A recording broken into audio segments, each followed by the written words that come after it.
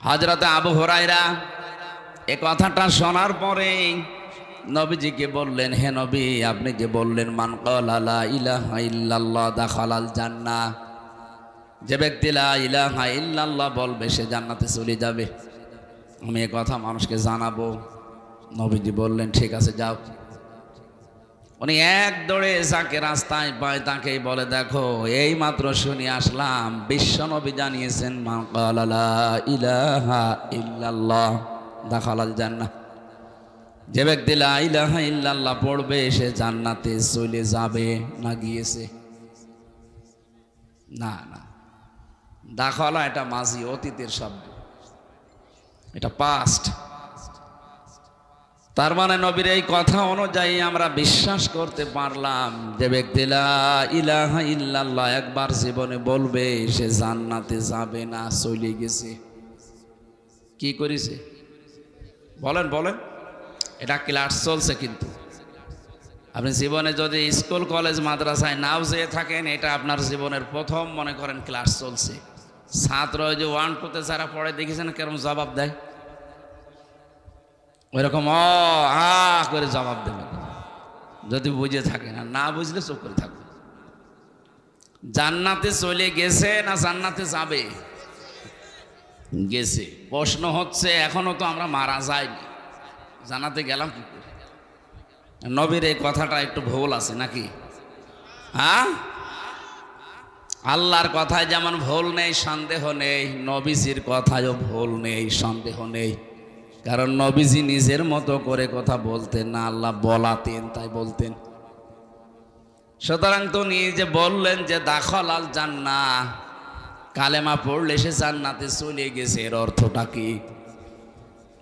হঠাৎ পথের ভেতর হযরতে ওমরের সাথে দেখা, জিজ্ঞাসা করলেন এ কথা কে বলেছে, কোথায় পেলে? আচ্ছা, নবীজি বলেছে, দিয়েছে এক চড়। যেই বলেছে নবীজি একটা আষাঢ় দিয়েছে। আপনি আমারে বলেন কেন? আমি তো শুনি আসলাম এখনো নবীজি মসজিদে নববীতে বসা আছে। গেলেন, জিজ্ঞাসা করলেন, হে নবী, আপনি কি এই কথা বলেছেন? বিশ্ব নবী বলেন, হ্যাঁ নাম আমি বলেছি। হযরত ওমর কিন্তু জ্ঞানী মানুষ ছিলেন, শিক্ষিত মানুষ ছিলেন, তিনি বিচক্ষণ ছিলেন। ওই জামানায় আরব জাহানের ভেতরে যারা 10 জন মানুষ শিক্ষিত, তার ভেতরে হযরত ওমর একজন। তিনি আমাদের মতো হুসুকে বাঙালি না, আন্দাজে এক কথা শুনলে পেছনে দৌড় দেয় না। কথাটা শোনার পরে চিন্তা করলেন, নবীজি তো মান ক্বালা লা ইলাহা ইল্লাল্লাহ দাখালাল জান্নাহ বলেছেন, ইয়াদখুলুল জান্নাতা বলতে পারতেন যে জান্নাতে যাবে। নবীজি জান্নাতে চলে গেছে কথা বললেন কেন? হযরত আবু হুরায়রা হয়তো অত বড় বিচক্ষণ ছিলেন না, এজন্য তিনি নবীর এই কথার অর্থ বোঝেননি। ওনাকে সাথে নিয়ে বলছেন, হে নবী, আপনি এই কথা বললেন? বলে, হ্যাঁ বলেছি। কেন বলেছেন? বলে, আল্লাহ আমাকে জানিয়েছে। আল্লাহ জানিয়েছে বুঝলাম, কিন্তু জান্নাতে চলে যাবে না আগে গিয়েছে কথা বললেন কি করে? নবীজি বললেন, আমি এই কারণে বলেছি, দাখালাল জান্নাহ শব্দের ভেতরে ব্যাখ্যা আছে। কোন মানুষ যদি সত্যিই মন থেকে কথা বলতে পারে লা ইলাহা ইল্লাল্লাহ, এই শব্দের ভেতরে যত হারাম কাজ আছে, নিষিদ্ধ কাজগুলো জানার পরে সে ছেড়ে দেয়, হালাল যেগুলো আছে বৈধ আছে জানার পরে জীবন থাকলে আঁকড়িয়ে ধরে, আমি তাদের জন্য এই শব্দটা প্রয়োগ করেছি যে দাখালাল জান্নাহ, সে জান্নাতে চলে গেছে। হযরত ওমর বললেন, হে নবী, এই কথাটা তো বলে না, শুধু বলেছে লা ইলাহা ইল্লাল্লাহ দাখালাল জান্নাহ। তাহলে মানুষ তো নামাজ রোজা ইবাদত বন্দেগী সব ছেড়ে দেবে। এই জন্য যারা এই ধান্দায় আছেন যে কালেমা যখন পড়েছি জান্নাত একদিন যাবই, হ্যাঁ ঠিক আছে, হালালকে হালাল জানা লাগবে না, হারামকে হারাম জেনে ছেড়ে দেওয়া লাগবে না। প্রশ্ন আসতে পারে, আমি জানি, জানেন, কিন্তু বাস্তব জীবনে আমাদের এগুলো প্র্যাকটিক্যালি আমল নেই। আর এটা স্মরণ করিয়ে দেওয়ার জন্য আজকের এই অনুষ্ঠান। কথা বলেন ঠিক কি না? সুতরাং যে আল্লাহ আমাদেরকে দিনের বেলায়, আমাদেরও কাজ ছিল, হাজারো কাজ বাদ দিয়ে কোরআনের জন্য ময়দানে নিয়ে আসলেন, কোরআনের তাফসীর শোনার জন্য। খুশি হয়ে বলেন আলহামদুলিল্লাহ।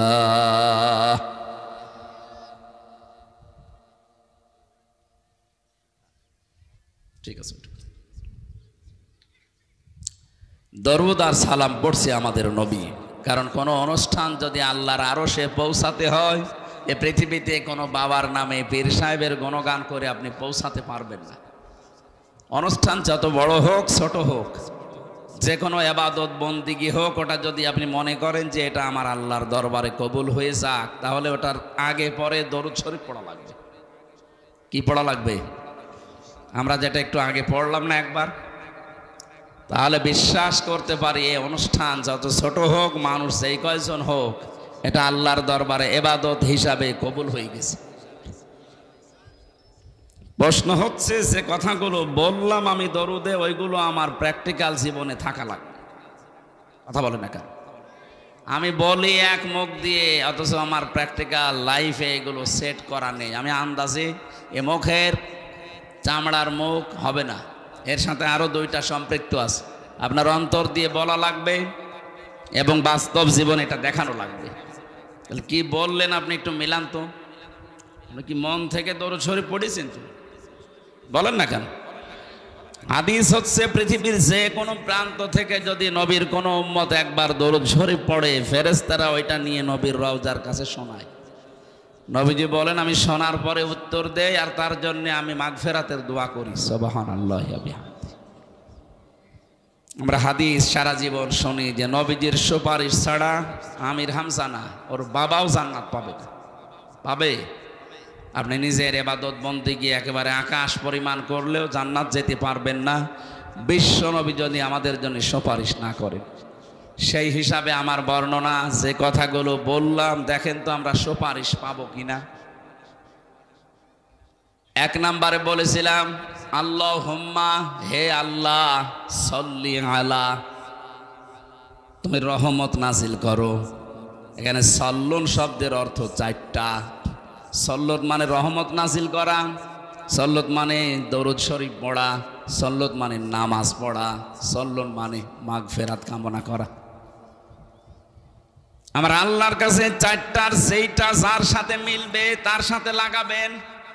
এখন যদি সল্লুন শব্দের বাংলা অর্থ আপনি এখানে ধরেন যে মাগফিরাত কামনা করা,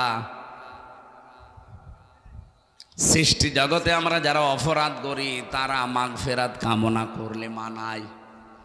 কথা বলেন না কেন? তো বিশ্ব নবীর জন্য মাগফিরাত কামনার দরকার নেই, কারণ তার আগে পরের সব অপরাধ আল্লাহ মাফ করে দিয়েছেন। মা তাকদ্দামা মিন জামবি, তার আগে পরে কোনো অপরাধ নেই, সব আল্লাহ নিজ গুণে ক্ষমা করে দিয়েছেন। তাহলে দ্বিতীয় অর্থ হচ্ছে সল্লুন মানে নামাজ পড়া। এখানে তো আমরা নামাজ পড়লাম না, এই যে কিছুক্ষণ আগে পড়লাম ওই নামাজ না। এই দরুদের ভেতরে কোনো নামাজ পড়েছি? বলেন বলেন। এইটাও না। যার জন্য যেটা মেলে তাকে সেই জায়গায় লাগাবে। 3 নম্বরে রহমত নাজিল করা, এটা মিলছে। আমরা তো আল্লাহকে বলতেই পারি, হে আল্লাহ তুমি রহমত নাজিল করো। সল্লি আলা, আলা মানে উপরে, মোহাম্মদ, মোহাম্মদের উপরে। আপনি যখন মনে মনে এই কথা বলেন যে আল্লাহুম্মা সল্লি আলা, হে আল্লাহ তুমি রহমত নাজিল করো, আল্লাহ যদি বলে কার উপরে, আপনি নিজেই যেন জবাব দিচ্ছেন আলা মোহাম্মদ। কার উপরে? এক কথা বোঝা লাগবে। আপনি শুধু খেলা করার জন্য আসেন নাই, এত কষ্ট স্বীকার করে টাকা পয়সা খরচ করে সময় ব্যয় করে আপনি বসে আছেন, একেবারে চাতক পাখির মতো শুনতেছেন, বোঝার জন্য শুনেন। আপনি কিন্তু বলেন না যে আলা মোহাম্মদ, প্রথমে বলেছিলেন আল্লাহুম্মা সল্লি আলা, হে আল্লাহ তুমি রহমত নাজিল করো। আল্লাহ যেন হঠাৎই প্রশ্ন করছে বান্দা কার উপরে? আপনি কি বলেছেন আলা মুজিব, মুজিবের ওপরে? কথা বলেন না কেন? আপনি বলেছেন আলালা জিয়া, জিয়ার উপরে?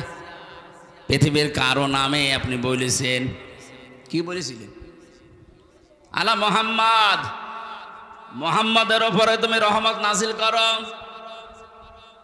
আল্লাহ যেন আবার আপনাকে প্রশ্ন করছেন, নারী হন আর পুরুষ হন, যে মুহাম্মদটা কে? আমি একা না, সবাই মিলে এক বাক্যে জবাব দিয়েছি, সাজ্জিদিনা, মুহাম্মদ আমাদের নেতা। আমি কি আমার নেতা বলেছি? বলেন বলেন। তাহলে সাজ্জিদ তো বলতাম যে আমার নেতা। সাজ্জিদিনা এক আলিফ টান দিলেন, জামা মোতাকাল্লিম, আমরা সবাই মিলে বললাম আল্লাহ সাজ্জিদিনা, মুহাম্মদ যেমন তেমন মানুষ না, উনি আমাদের সকলের নেতা। দরুদের ভেতরে আপনি আমাদের নেতা বলে স্বীকার করে নিলেন। এখান থেকে পরিবারে, সমাজে, রাষ্ট্রে গিয়ে আর মুহাম্মদুর রাসূলুল্লাহর নেতৃত্ব মানতে চান না। আপনি এইরকম দরুদ যদি কিয়ামত পর্যন্ত পড়েন, আল্লাহর রহমতে মাহফিল কবুল হওয়া দূরের কথা, আরো নিচে নামতে থাকবে। আমার কথার অর্থ বুঝেছেন? তাহলে সেটা পড়ছেন, এটা আমাদের বাস্তব জীবনে নিয়ে যাওয়া লাগবে না? সাজ্জিদিনা পড়লে আপনার জীবনের একমাত্র আদর্শ নেতা হবে মুহাম্মদ সাল্লাল্লাহু আলাইহি ওয়াসাল্লাম। আমি আশা করছি নরম ভাষায় কথা চাই বলেছি, আপনি বুঝেছেন। যদি না বোঝার ভান করে থাকেন, হামজা না হামজার বাপ আসলেও আপনি ওয়াজে কিচ্ছু হবে না। সুতরাং যারা দরুদ পড়লেন, এটা এখন থেকে সাজ্জিদিনা আমার নেতা না, আমাদের নেতা। কার নেতা? আমাদের নেতা মুহাম্মদুর রাসূলুল্লাহ। এতটুকু শেষ করেননি আপনি, আরেকটু বাড়িয়ে বলেছেন সাজ্জিদিনা মাওলানা। মাওলানা মানে আমির হামজা। কি মাওলানা? মানে অভিভাবক, পথ প্রদর্শক, গাইডলাইন দাতা, যিনি আমাদেরকে এই পৃথিবীতে জান্নাতের পথ দেখিয়েছেন, তিনি আমাদের আদর্শ অভিভাবক।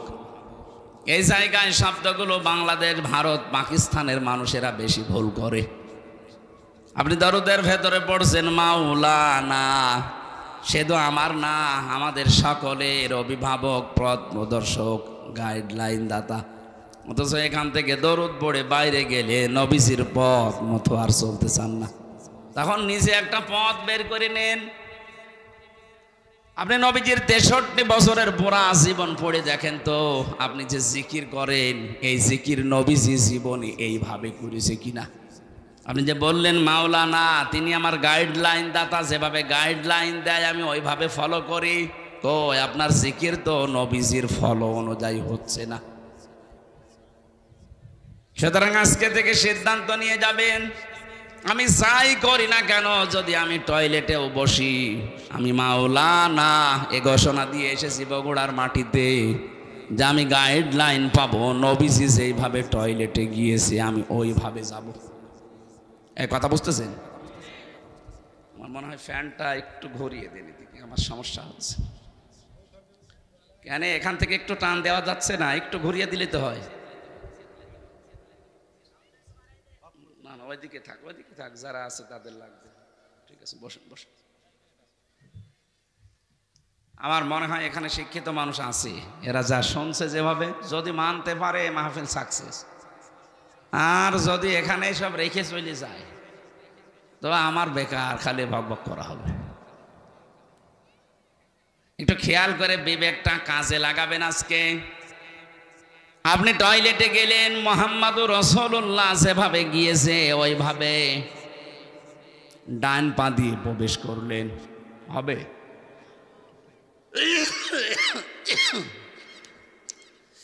নবীজি জীবনে কোনোদিন ডান পা দিয়ে টয়লেটে বসেছেন? বলেন বলেন। কি দিয়ে? আরো জোরে।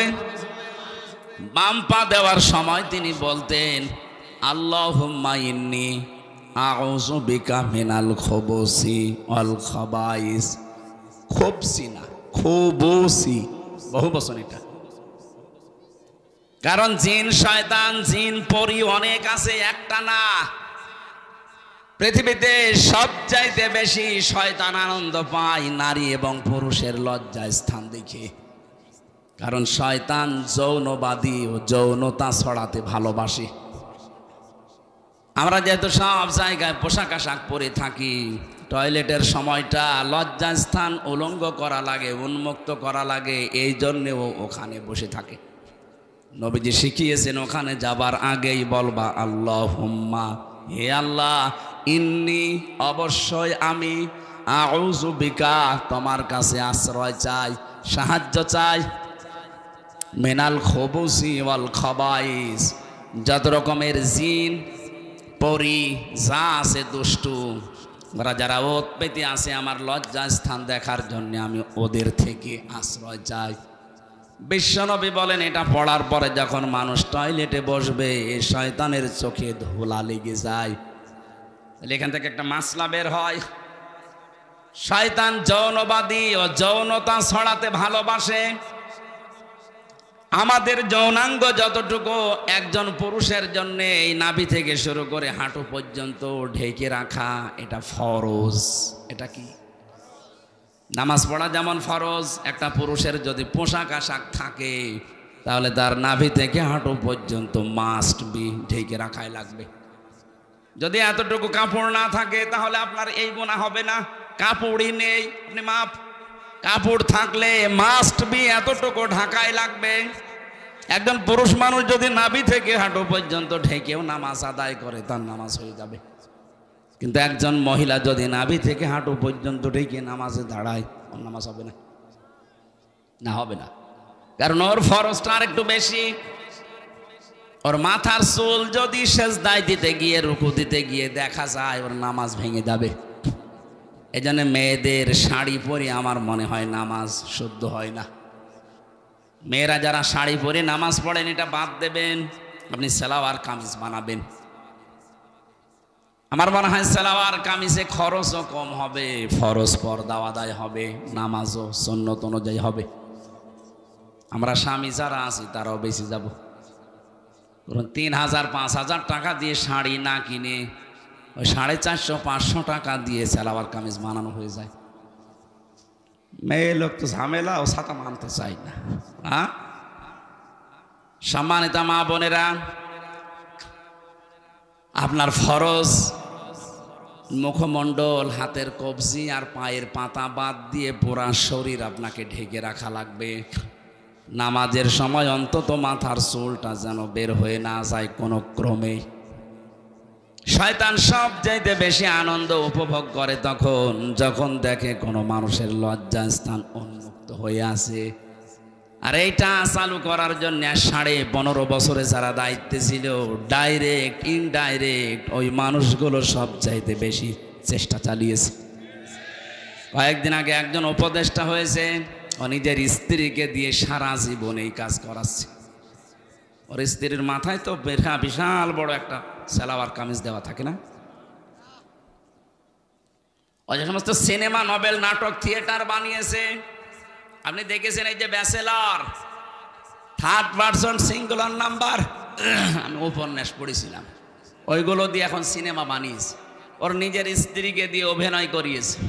এখানে পরকীয়া প্রেম কি করে করা লাগে, সমকামিতা কিভাবে প্রমোট করা লাগে, এইগুলো উস্কে দিয়েছে সারাটা জীবন। সেই লোক এখন এই দেশের উপদেষ্টা।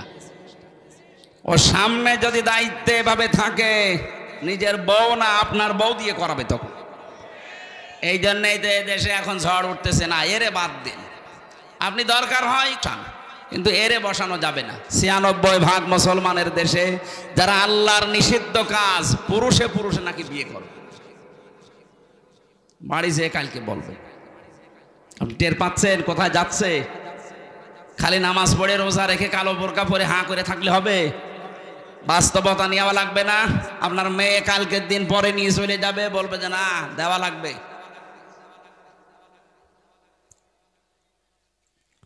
যেটা বোঝানোর জন্য বলছিলাম, বিশ্বনবী বলেন যখন আপনি দোয়া পড়ে বসলেন, 8 মিনিট 10 মিনিট আপনি কাজ করলেন, বের হওয়ার সময় বলবেন গফরানাক, বাম পা দিয়ে বের হবেন।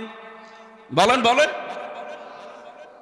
প্রতিটি কথা থেকে শিক্ষা নেওয়া লাগবে যে আমি কি করি আর আসলে কি করা দরকার। ছোট কাজ না এটা। এইটাও নবীজি গাইডলাইন দিয়েছেন যে ডান পা দিয়ে এবার বের হবা, বাম পা দিয়ে বের হওয়া যাবে না। পৃথিবীর নিকৃষ্ট জায়গার ভেতরে যেহেতু একটা পায়খানা, কথা বলেন না কেন, যেন ওখানে যতক্ষণ থাকবেন বাম পা দিয়ে থাকবেন, বের হওয়ার সময় আপনাকে যেহেতু দুনিয়া আরেকটু ভালো জায়গায় যাচ্ছেন, ডান পা দিয়ে বের হওয়ার সময় মুখ বন্ধ করে থাকবেন না। প্রথমেই বলা লাগবে গফরানাক, হে আল্লাহ আমি মাফ চাই। কেন? কারণ এই 8-10 মিনিট আমি তোমার কাছে ক্ষমা চাইতে পারিনি, আমি একটা কাজে ছিলাম, দয়া করে আমাকে তুমি মাফ করে দাও। আলহামদুলিল্লাহিল্লাযী আযহাবা আন্নিল আযা ওয়া আফানি, প্রশংসা তো তোমার জন্যে, কারণ তুমি আমার পেট থেকে গান্ধা এবং অপবিত্র কষ্টদায়ক জিনিসগুলো বের করে দিতে। যদি তুমি না দিতে, এটা বের করার জন্য আমার আবার অপারেশন করা লাগবে। যাদের পাইলস হয়, অর্শ হয়, ফিস্টুলা হয়, আপনি দেখেছেন বাস্তবতা তার কারেন্টকে বলে 10 মিনিট 8 মিনিট না, ঘন্টার পরে ঘন্টা লোকটা বসে আছে ওই রকম জায়গায়। আল্লাহ যদি সত্যি আপনাকে গান্ধা জিনিস বের করে না দিতেন, ওটা কেটে বের করে লাগার জন্য অপারেশন করা লাগবে।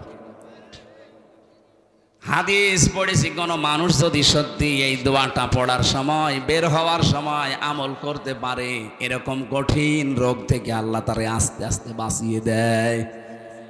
জীবনে দোয়া অনেকে আছে পড়েই। আমার বোঝানোর বিষয় ছিল এই যে দোয়াটা পড়ে আসলেন, গেলেন, 8-10 মিনিট সময় কাটালেন, পড়াটা নবীজির গাইডলাইন মতো হয়েছে, এই জন্য পড়াটাই এবাদত। কথা বলেন না, এটা যে এবাদত মানেন তো? আপনি মনে করছেন আমি 10 মিনিট টয়লেটে থাকলাম, এটা আবার এবাদত হয় কি করে? হ্যাঁ, কারণ এই তরিকাটা রাসূলুল্লাহর। এ তরিকা যদি আপনি আব্রাহাম লিঙ্কনের মতো করেন, আপনি যদি জো বাইডেনের মতো যান আর বের হন, ডোনাল্ড ট্রাম্পের মতো যান আর বের হন, ওইটা তখন আর ইবাদত হবে না। ওটা কিয়ামতের দিন আপনাকে আল্লাহ হাজির করবে ওই ট্রাম্পের সাথে, কারণ আপনার গাইডলাইন দাতা, আপনার আদর্শ, আপনার অভিভাবক হয়ে দাঁড়িয়েছে পথ প্রদর্শক ট্রাম্প। কথা বলে না কেন? তাহলে আমাদের বাস্তবতা শুধু মাওলানা পড়লে হবে? আমি তো একটা বললাম জিকিরেরটা। দুনিয়ায় যত রকমের কাজ আছে, প্রত্যেকটি কাজে যে অনুসরণ করা লাগবে মুহাম্মদুর রাসূলুল্লাহ। কেউ বাজারে গেছে, কিভাবে দরদাম করবে, কিভাবে তার ক্রেতা বিক্রেতার বিক্রি হবে, এমন কোনো কাজ নেই নবীজি জীবনে করেননি। আর আপনি ওই কাজের বাইরে কোনো কাজ করলে আপনার মাওলানা মুহাম্মদ ওয়া আলা আলী সাইয়্যিদিনা কিচ্ছু হয়নি।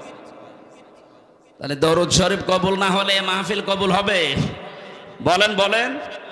আল্লাহ যেন আমাদেরকে সহজভাবে বোঝার তৌফিক দিন, বলেন আমিন। জেলখানায় আমি 3টা বছর ছিলাম, ফাঁসির কন্ডেম সেলের ভেতরে। আমার প্রতিদিনের তাহাজ্জুদের নামাজে এই দোয়া ছিল, আল্লাহ আমি বাইরে যদি জীবনে যেতে পারি। আমার আর আশা ছিল না যে আমি বাইরে যাব, কারণ ওরা যে অবস্থায় রেখেছিল মনে হচ্ছিল মারা যাব। 24 ঘন্টা ওরা আমার নজরদারিতে, তালাবদ্ধ অবস্থায় যোগাযোগ বিচ্ছিন্ন করে রেখে দিয়েছিল। জানতাম না যে বাইরে কেউ আসে না নেই। এমনি তো টেনশনে তো বিভিন্ন রোগ এমনি হয়নি, এই কারণে হয়েছে। কোনোদিন আশা করি নাই যে বাইরে বের হব। তারপরও যদি আল্লাহ তুমি বাইরে বের করো, তো অন্তত তোমার বান্দা বান্দিদের সামনে যখন আমাকে নিয়ে যাবে, কোরআনের কথাগুলো, হাদিসের কথাগুলো এমন সহজভাবে যেন বলতে পারি, মানুষ যেন সত্যি সহজে, বাচ্চা যেমন মায়ের কথা বুঝে ফেলে, আমার সামনে যারা এরা যেন আমার সহজভাবে বুঝে। আপনারা বুঝতেছেন কথা? সুতরাং দরুদ শরীফ যে যেই কায়দায় পড়ছেন হচ্ছে না। আপনার সাইয়্যিদিনাও ঠিক নেই, মাওলানাও ঠিক নেই। আপনি মাওলানা মানেন গিয়াসউদ্দিন তাহেরিকে, ও যেভাবে জিকির করে আপনি ওইভাবে জিকির করেন। তার মানে আপনার জিকির, আপনার মাওলানা গিয়াসউদ্দিন তাহেরি। একথা বলছেন না কেন? আপনার মাওলানা, আপনার জিকির হওয়া লাগবে তো মুহাম্মদুর রাসূলুল্লাহর মতো। কথা বলেন না কেন? আপনার ব্যবসা হওয়া লাগবে মুহাম্মদুর রাসূলুল্লাহর মতো। আপনার রাজনীতি হওয়া লাগবে মুহাম্মদুর রাসূলুল্লাহর মতো। আপনার অর্থনীতি হওয়া লাগবে মুহাম্মদুর রাসূলুল্লাহর মতো। হ্যাঁ, আপনি নামাজ পড়েন রসুলের মতো, রোজা রাখেন ওনার মতো, ব্যবসা করেন আব্রাহাম লিঙ্কনের মতো। এলাকায় বহু মানুষ এমন আছে নিজে টাকা ছেড়ে রাখে, 1000 টাকা দিয়ে দেয়, প্রত্যেক মাসে 100 টাকা করে বেশি করে দেয়। এটা মনে হয় এখনো শুরু হয়নি। হ্যাঁ, এই এলাকায় এই সুদের সাথে জড়িত, তাহলে সে মায়ের সাথে জেনা করছে। এই কাজ করছেন কারা? হাত তোলেন তো। আন্দাজ আপনারা তো মিথ্যা কথা বললে যে এলাকায় আছে, কই একটা লোক তো নেই। ওই রকম মানুষ এখানে আমি জানি যে আসবে না, কারণ ও আসলে তো ধরা খাবে। সুতরাং এখানে যারা আছে এই কাজের ভেতরে আমরা নেই। যদি কেউ থেকে থাকেন আজকে এই মুহূর্তে তাওবা করেছিল, না খেয়ে মরে যান ভাই। মায়ের সাথে জেনা করে মরে যাবেন? জেনার শাস্তি জানেন? কোরআনে কারিমে সূরা ফুরকানের 68 নম্বর আয়াতের মাঝে আছে, ওয়ালা ইয়াজনুন, জেনা করবা না, কারণ জেনা করলে ইউদাফ লাহুল আযাব। আল্লাহ বলেন জেনার শাস্তি ডবল হবে।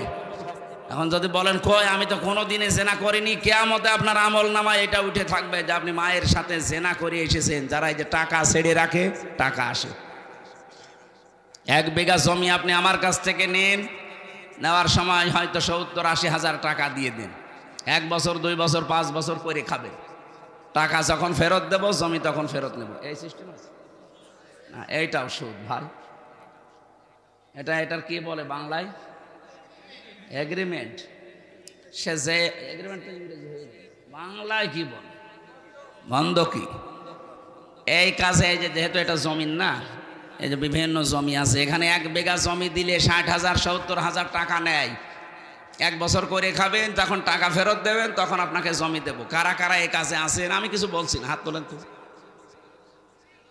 এই 2 জন। ও ঠিক আছে, আলহামদুলিল্লাহ। না, এদের সাহস আছে, বগুড়ার মানুষ তো, তারেক জিয়ার মতো সাহস আছে। বলেন তো আপনি যে এই কাজ করে, এ কি না জেনে করে না জেনে করে? না জেনে। তাহলে এখন যেহেতু জেনে ফেলছেন, এরপরও যদি করেন, আপনি এতদিন বলতে পারতেন আল্লাহকে যে আল্লাহ আমি জানতাম না, এখন কি করব? এখন যদি বলেন যে আমি জানতাম না, তাহলে মিথ্যা বলা হবে। আর অনেকে মনে করছে আল্লাহ এ তো না আসাই ভালো ছিল। হ্যাঁ, এখানে একটা কথা আছে, যে মানুষগুলো এই ধান্দায় থাকে যে আমি জানতাম না তাই মানতাম না, তার ডবল গুনাহ হবে। এই কথা বুঝতেছেন? কোনো মানুষ যদি কোনো বিষয়ে জানে কিন্তু মানে না, তার গুনাহ হবে একটা। আর কোনো মানুষ জানেও না মানেও না, গুনাহ হবে কয়টা? 2টা। কেন? কারণ জানাও ফরজ, মানাও ফরজ। জানার ফরজ আপনি আদায় করে ফেললেন, আপনার একটা ফরজ আদায় হয়েছে। আপনি মানেন না, ওইটার জন্য গুনাহ হবে কয়টা? বলেন না কেন? আপনি জানেনও না মানেনও না, আপনি জানেন না কেন? প্রশ্ন হচ্ছে আপনি জানেন না কেন? আমি কি জেনে এসেছি দুনিয়ায়? আমি তো আপনার মতো মায়ের পেট থেকে এসেছি। আমি যদি জানতে পারি ইসলামের নিয়ম, আপনার কি হয়েছে? আপনি এইটার জবাব দিতে পারবেন না। এই জন্য যে ব্যক্তি বলে যে জানি না তাই মানি না, আজকে তো জানলেন। আর এই কারণেই তো অনুষ্ঠানগুলো দেওয়া হয় যে আপনি কেন জানেন। তাহলে সেই 4-5 জন হাত তুললো যে ওনারা জমি বন্ধকি দেয়, এগ্রিমেন্ট করে, 60,000 70,000 টাকা নেয়, করে খায়, আবার টাকা ফেরত দিলে জমি ফেরত দেয়। এটা মায়ের সাথে জেনা করার গুনাহ হচ্ছে। এটা থেকে মুক্ত হওয়া লাগবে না? আমার মনে হয় এই মাসলা বলা ভুল হয়ে গেল নাকি? এটা মানবেন তো যদি আমি এখন পদ্ধতিটা বলি? হ্যাঁ, মানা যাবে না ইনশাল্লাহ? আরে ভাই, আপনি কার জন্য কি করে যাচ্ছেন আমার তো বুঝে আসে না। আমি আপনার সন্তান, আমার জন্যই করছি। আপনি 200 বছর পরে আসবেন, যে বাড়ি ঘর বানিয়েছেন, যে জমি জায়গা রেখে গেলেন, এই জমি জায়গা আসলে আপনার ঠ্যাং ভেঙে ফেলা হবে। হ্যাঁ, আপনি 200 বছর পরে আসেন, আমিও থাকবো না 200 বছর পরে, আপনিও থাকবেন। আমার ছেলে, আমার নাতি, নাতির নাতি থাকবে, তারা আপনাকে ঢুকতে দেবে? আমারে ঢুকতে দেবে? তাদের জন্য বিশাল সম্পদ গড়ার জন্য আপনি এই মায়ের সাথে জেনা করার গুনাহ করে যাচ্ছেন। অথচ 100 বছর পরে আসলেও আপনাকে এই জমিতেই আর থাকতে দেবে না, ঢুকতেই দেবে না, বলবে কে আপনি চিনি না। এটা একটা ধোঁকা। এই ধোঁকার জন্য আমাদের আসল বিশাল জীবন পড়ে আছে সামনে। এরকম পাগলামি যেন আমরা কেউ না করি ভাই। এই স্মরণ করানোর জন্য এই তাফসির মাহফিলে আসা লাগে। আল্লাহ আমাদেরকে স্মরণ করাচ্ছেন। এই পদ্ধতিতে যারা আছেন, বর্গা বলে কি বলে বন্ধকি যারা করছে, এটার পদ্ধতি 2টা আছে। 1 নম্বরে যতদিন আপনি এই জমি করে খাবেন, 1 বিঘা জমি, ততদিন সরকারের যে খাজনা আছে প্রতি বছরে মনে হয় 65 বা 70 টাকা দেওয়া লাগে। এখন কত আমি জানি না, এরকমই হবে সব বেশি হলো। আমি জেলে যাওয়ার আগে হিসাব জানতাম, এখন এই 3-4 বছরে আর জানি না। না 100 টাকা হলো, প্রত্যেক বছরে বছরে খাজনা দেওয়া লাগে না? এই খাজনা যতদিন আপনি চাষ করে খাবেন এটা আপনি দেবেন। আর যখন ওরে 1 বছর 2 বছর 5 বছর পরে টাকা ফেরত দেবেন, ওই 70,000 80,000, তখন কমপক্ষে 8-10 হাজার টাকা কম নেওয়া লাগবে। এই সিস্টেমে যদি নিতে পারেন তাহলে জায়েজ আছে, তাছাড়া হবে না। এবার বলেন, এই মাসলায় যদি কোনো কিছু জানার থাকে তাহলে আমি বলে তাফসিরে প্রবেশ করছি। বলেন, এই পদ্ধতি যদি মানতে পারেন, এই দুইটা খাজনা দিয়ে দেবেন আর টাকা নেওয়ার সময় 8-10 হাজার কম নেবেন। আর একটা নিয়ম আছে ভাই, আমি শেষে আপনার প্রশ্নের জবাব দিয়ে দিচ্ছি। আর একটা নিয়ম আছে, যখন আপনি এই বাস্তবতায় যখন আপনি বলবেন যে আমি 10,000 টাকা দিলাম, প্রত্যেক বছরে বছরে আপনি 10,000 করে টাকা দেবেন, এই জমি আপনি কাজ কারবার যতদিন যা উপায় করে নিতে পারেন নিন। 1 বিঘা জমি থেকে 10,000 15,000 টাকা কামাই করা, উপায় করা, চাষ করে হোক আর যেভাবে হোক, অত কঠিন না। সুতরাং ইনসাফ যেন দুইজনেরই থাকে, সেই হিসাবে নেওয়া জায়েজ আছে। আমার কুষ্টিয়া মেহেরপুর চুয়াডাঙ্গাতে 1 বিঘা জমিতে সর্বোচ্চ 8,000 10,000 টাকা 1 বছরে দিয়ে দেয়। এইটা জায়েজ আছে। এটার আরবি নাম বাংলা নাম কি বলে আমি জানি না, খাই খালাসি। এইটা করবেন, এইটা মানুষ করতে চায় না, বলে লস হয়ে যায়। ঠিক আছে, আপনার বিবেকে যা ধরে এখন থেকে আপনি তাই করেন, কিন্তু এই দোষ দিতে পারবেন না যে আমি জানি না তাই মানি না। আপনার ডবল গুনাহ হবে, ডবল গুনাহ করে যাবেন না। আজকে আমরা তেলাওয়াত কিতেও যে আয়াত পড়েছিলাম সূরা নিসার 36 নম্বর আয়াত। আমাদের আলোচনার বিষয় আজকে হক, স্বামী স্ত্রীর হক, মা বাবার হক, প্রতিবেশীর হক, এমনকি কাজের ছেলে মেয়ে যারা কাজ করে খায় বাড়িতে দোকানে, এই সমস্ত মানুষের হকের কথাও কোরআনের এই আয়াতের ভেতরে আছে। প্রত্যেকটি জিনিসের উপরে আপনার হক আছে, আর কিয়ামতে এই হকগুলো সম্পর্কে আল্লাহ আপনাকে স্ব আকারে প্রশ্ন করবে। আল্লাহ আমাদের যেন প্রশ্ন করে আটকাতে না পারেন, সেই জন্য এটা তেলাওয়াত করলাম। আমি সহ প্রত্যেকে এবার প্রবেশ করছি। আল্লাহ রাব্বুল আলামিন বলেন, ওয়া'বুদুল্লাহা ওয়ালা তুশরিকু বিহি শাইআ। হে পৃথিবীর মানুষেরা, তোমরা আল্লাহর ইবাদত করো, আমি আল্লাহর সাথে কাউকে শরীক করবা না। প্রশ্ন আসতে পারে, ইবাদত তো করি, কি করেন আপনি? 5 ওয়াক্ত নামাজ হয়তো পড়েন, রোজা রাখেন, আর মেয়েরা যারা আছে খুব বেশি হলো কালো বোরকা পরে একটু ঘোরে, এই শেষ। ইবাদত এতটুকু শব্দ না, এটা ব্যাপক অর্থবোধক একটা শব্দ। কোন মানুষ যদি মানুষের সাথে কথা বলে, এইটাও ইবাদত। আকুলু লিন্নাসি হুসনা। কেউ যদি মানুষের সাথে একটা ভালো কথা হাসি মুখে বলে, নবীজি বলেন এইটার দ্বারা তার একটা সাদগা দেওয়ার সওয়াব হয়। কত মানুষ আছে কথা বলতে চায় না, গোমরা মুখ, চুপ করে থাকে, কথাবার্তারা এমনকি দুনিয়ার কোনো স্বার্থের কারণে কথা বন্ধ পর্যন্ত করে দেয়। মুরগিতে ধান খেয়েছে, এতটুকু একটা অপরাধ, এই নিয়েও মাসের পরে মাস ঝগড়া, কথা বলে না, এমন মানুষ নেই দুনিয়ায়। আপনি যদি মারা যান, এই অবস্থায় 3 দিন পার হয়ে যায়, দুনিয়ার কোনো স্বার্থ নিয়ে কারোর সাথে গন্ডগোল, মারামারি, ঝগড়াঝাটি, মরে গেলেন 3 দিন পর, আপনি বেঈমান হয়ে মরবেন, ঈমান নসিব হবে না। আমি তো জানি 3 দিন না, 3 বছর না, 30 বছর কথা বলে না ঠুনকো একটা বিষয় নিয়ে, এই কথা বলছে না কেন? আর এগুলোর সব চাইতে পেছনে কলকাঠি নাড়াচ্ছে শয়তান, আর শয়তান মেয়েদেরকে দিয়ে এটা খেলায়, কারণ মেয়েরা শয়তানের জাল। ওরা যখন বেপরদায় চলে, শয়তান বলে ওদেরকে আমি জাল হিসাবে ব্যবহার করি। আর দেখবেন এই সমস্ত মহিলারা এগুলো তাল পাল লাগায়।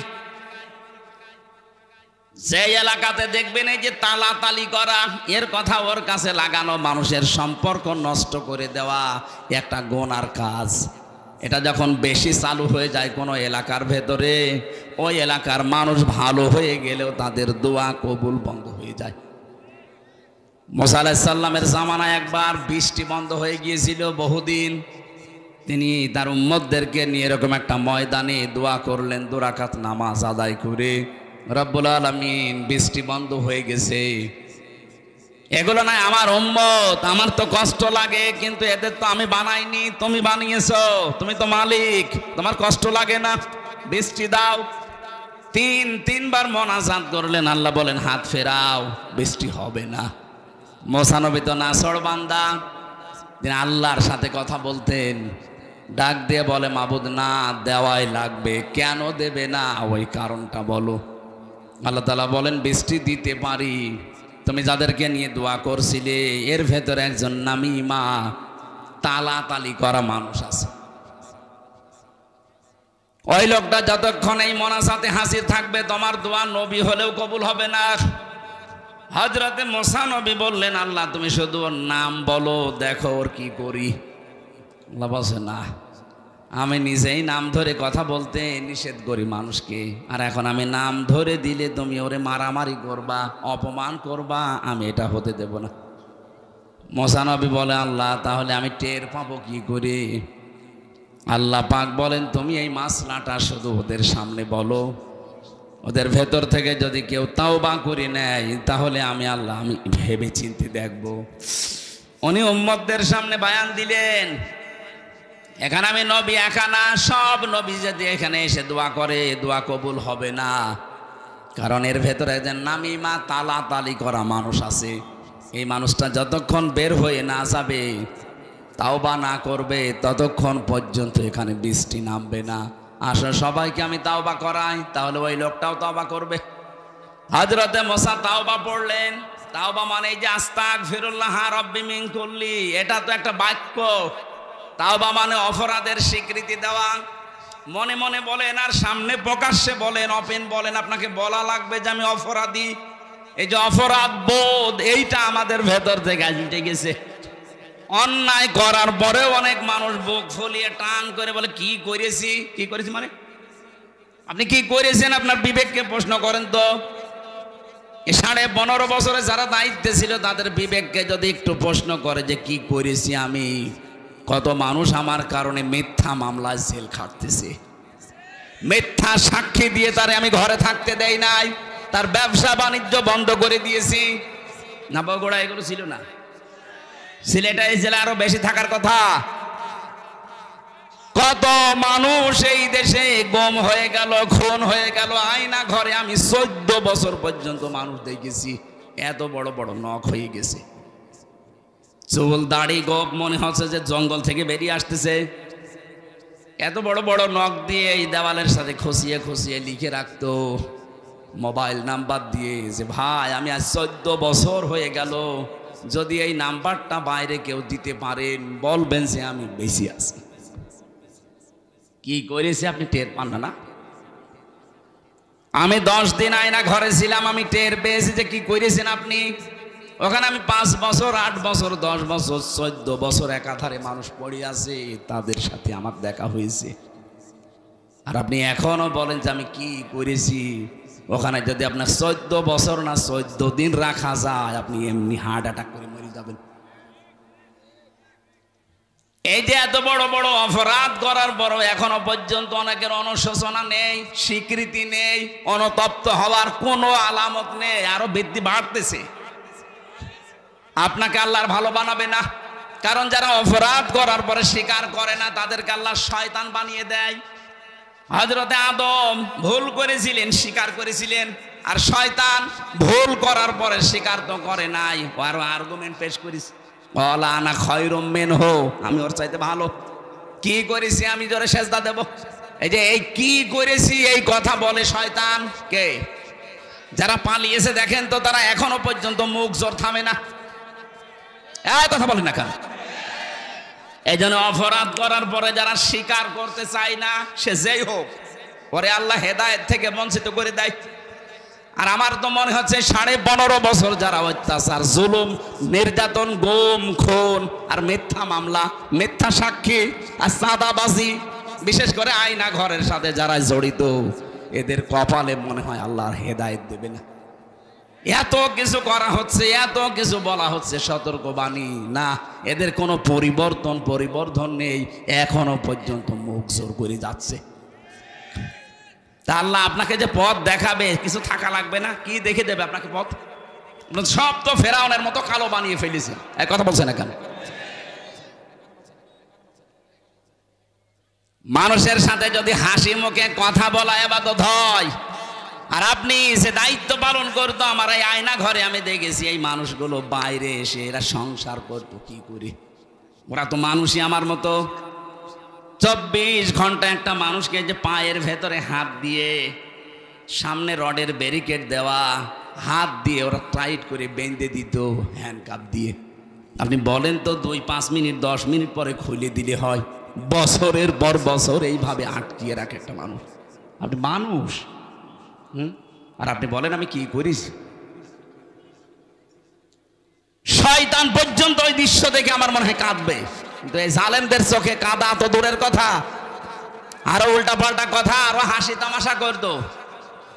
এই মানুষগুলো বাইরে এসে এরা এদের স্ত্রীদের কাছে থাকতো কি করে, এরা সংসার করতো কি করে? আমরা নাই ভেতরে মাটির নিচে থেকে, আপনাদের সাথেই তো তারা বেড়াতো। এই মানুষগুলো তো যে কোনো মানুষের এলাকার মানুষ। এরা এই বাংলাদেশের 64 জেলার এই দায়িত্বে প্রাপ্ত মানুষগুলো, এরা এই বিভিন্ন জেলার মানুষ না? এরা ছুটি নিয়ে অন্তত মাসে 2-5 দিন বাড়ি আসতো না?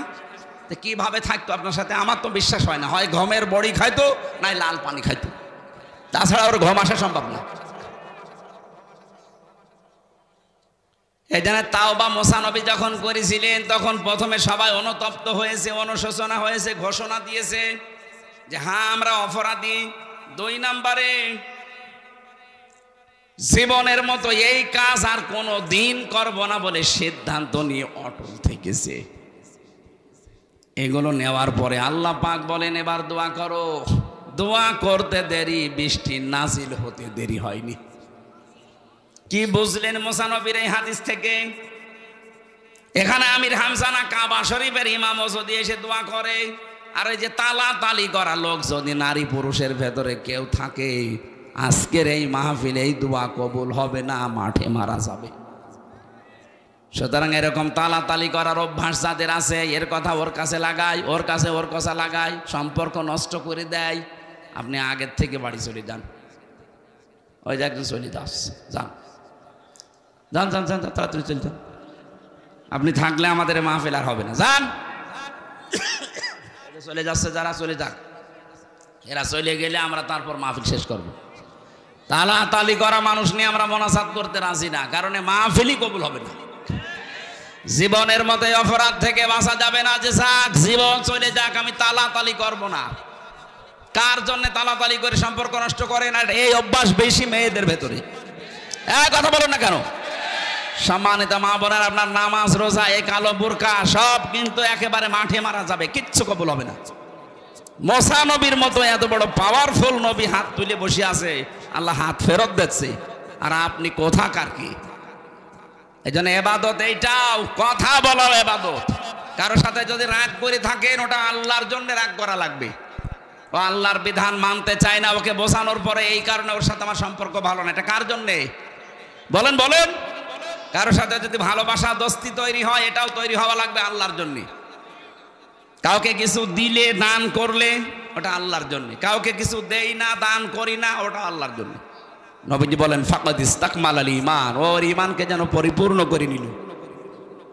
এক একটা আয়াতে লক্ষ লক্ষ কথা এভাবে তাফসীর আকারে করা আছে। এ তো 1-1.5 ঘন্টা 2 ঘন্টার ব্যাপার না, এগুলো আমি বই লিখেছিলাম। আপনি পৃথিবীর সৃষ্টি থেকে শুরু করে কিভাবে আল্লাহ সব বানিয়েছেন, তৈরি করেছেন, এগুলো সিস্টেম কি, কিভাবে আমাদের ইবাদত করা লাগবে, এগুলো জেলখানায় তো 3টা বছর এক ঘরের ভেতরে, একটা কবরের মতো, এদিকে 3.5 হাত, এদিকে 1.5 হাত, এতটুকু একটা জায়গায় পড়েছিলাম 3টা বছর। ওই কারারক্ষীদের কাছ থেকে খাতা নিয়ে কলম নিয়ে লিখতে লিখতে আমি বই লিখেছিলাম প্রায় 8টার মতো। ওই যে বাসতলায় মনে হচ্ছে আমার গাড়িটা আছে, ওখান থেকে আপনার মেয়ের জন্যে, বোর জন্যে, মায়ের জন্যে, ফুফুর জন্যে বই নিয়ে যাবেন, নিয়ে পড়াবেন। বই মানুষকে কোনোদিন ঠকায়নি, ঠকাবেও না। যতটুকু হোক ওখান থেকে একটা জ্ঞান পাবেন, একটা সাদগায়ে জারিয়া সওয়াব হতেই থাকবে মরণ পর্যন্ত। আমরা মাগরিবের আজান আর 4-5 মিনিট আছে, এরপরে মোনাজাতের মাধ্যমে শেষ করে বইটা নিয়ে যাবেন, কাজে লাগবে আশা ব্যক্ত করে শেষ করছি। আল্লাহুম্মা আমিন। লা হাওলা ওয়ালা কুওয়াতা ইল্লা বিল্লাহিল আলিয়্যিল আযীম।